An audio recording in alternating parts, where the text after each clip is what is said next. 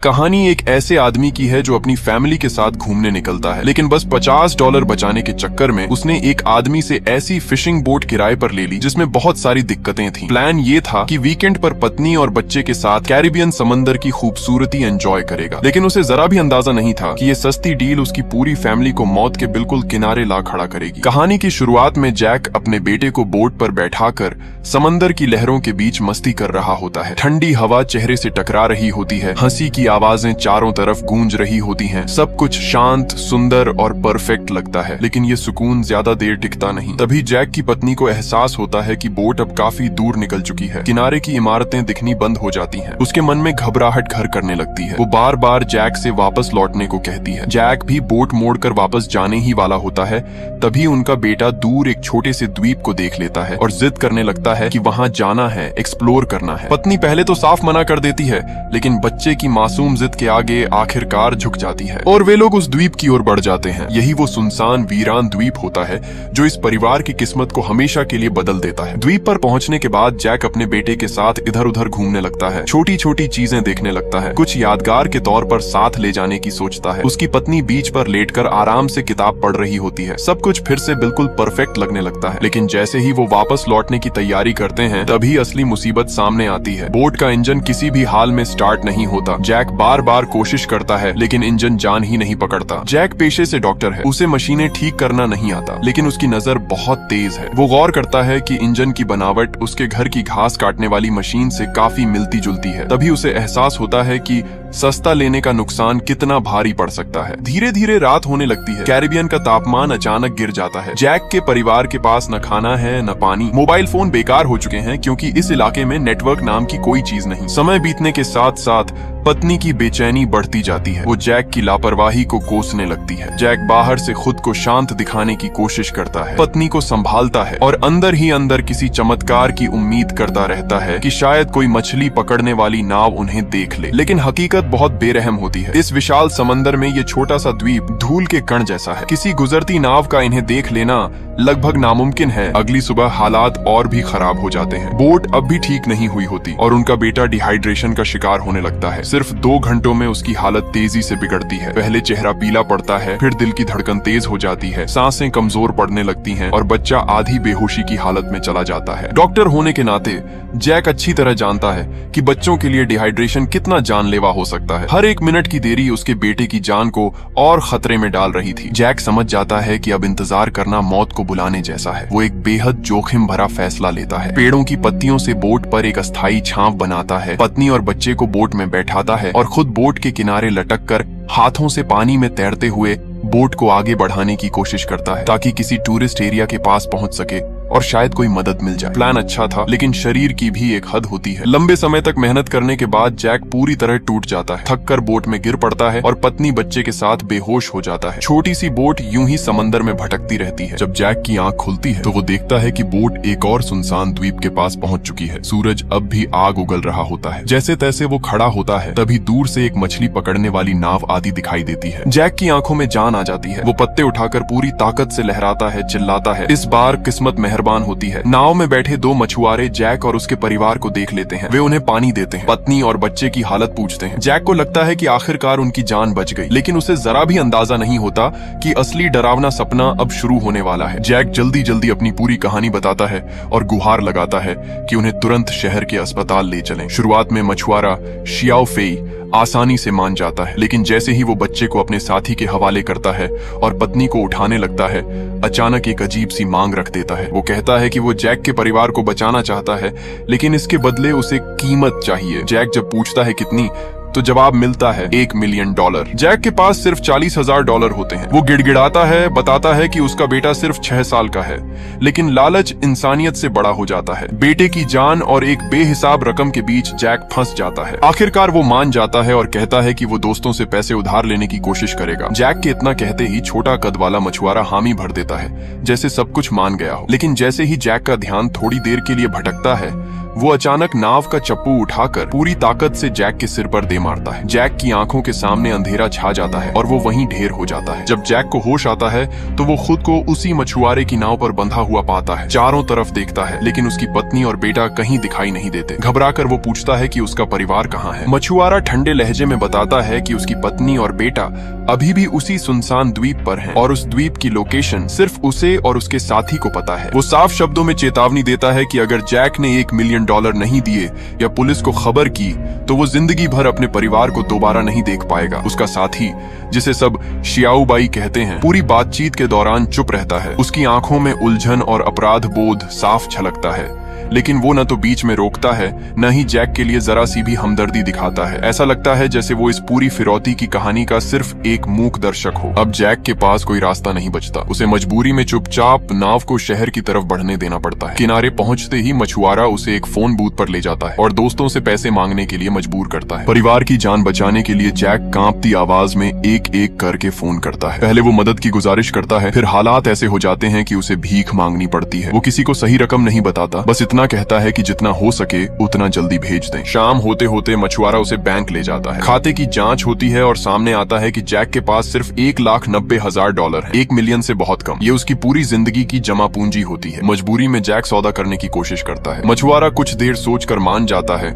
Jack तुरंत bank counter पर जाकर सारे पैसे एक ऑफशोर अकाउंट में ट्रांसफर कर देता है। पैसे मिलते ही मछुआरा जैक को बंदरगाह ले जाता है और उसे अपनी टूटी फूटी नाव चलाने को कहता है ताकि वो उनके पीछे पीछे उस द्वीप तक पहुंच सके और अपनी पत्नी बच्चे को वापस ला सके। जैक के मन में शक होता है, लेकिन परिवार की उम्मीद में वो नाव पर चढ़ जाता है। जैसे ही वो केबिन में घुसता है, पीछे से दरवाजा लॉक कर दिया जाता है। मछुआरा समझाता है और अपने साथी को इशारा करता है कि नाव आगे बढ़ा दी जाए। अब जैक पूरी तरह समझ चुका होता है कि ये लोग कभी भी अपना वादा निभाने वाले नहीं हैं। द्वीप पर लौटने की बात सिर्फ एक और धोखा थी। जैसे ही नाव समंदर के बीचों बीच पहुंचती है, मछुआरे की नीयत और साफ हो जाती है। वो जानबूझकर अपनी नाव की रफ्तार धीमी कर देता है और जैक को पास आने का इशारा करता है, जैसे कोई बात करनी हो। दोनों नावें जैसे ही पास आती हैं, वो अचानक एक नुकीला भाला उठाकर जैक की नाव पर कूद पड़ता है और उस पर हमला कर देता है। उसी पल जैक को समझ आ जाता है कि ये उसे मारकर हमेशा के लिए रास्ते से हटाना चाहता है। जैक की चीखें सुनकर उसका साथी शियाओबाई आगे बढ़ने को होता है, लेकिन मछुआरा भाले से उसे धमका देता है। डर और अपराध बोध के बीच फंसा शियाओबाई फिर पीछे हट जाता है। मछुआरा जानता था कि अगर जैक जिंदा बच गया तो वो सरकार और पुलिस तक पहुंच सकता है और इसका खामियाजा उसके अपने परिवार को भुगतना पड़ सकता है। इसी डर की वजह से वो हत्या का रास्ता चुनता है। वो जैक की नाव के नीचे छेद कर देता है और बिना एक पल गंवाए अपनी नाव लेकर दूर निकल जाता है। ठंडा समंदर का पानी तेजी से जैक की नाव में भरने लगता है। अगर वो समय रहते बाहर नहीं निकला तो उसकी मौत तय थी। लेकिन पत्नी और बच्चे की याद जैक को हारने नहीं देती। वो केबिन में कुछ भी ढूंढने लगता है जिससे बाहर निकल सके। आखिरकार उसे इंजन का गियर हैंडल मिल जाता है। वो पूरी ताकत से उस हैंडल को कांप पर मारता है, बार बार पूरी जान लगा कर, लेकिन कांच टूटता नहीं। साफ पता चलता है कि मछुआरा पहले से ही सब इंतजाम करके आया था। ये उसका पहला जुर्म नहीं था। आखिरी पल में जैक को एक तरकीब सूझती है। अगर कांच नहीं टूट रहा तो वो दरवाजे के फ्रेम के आसपास की लकड़ी तोड़ने की कोशिश करता है। लगातार मेहनत के बाद आखिरकार वो कांच निकालने में कामयाब हो जाता है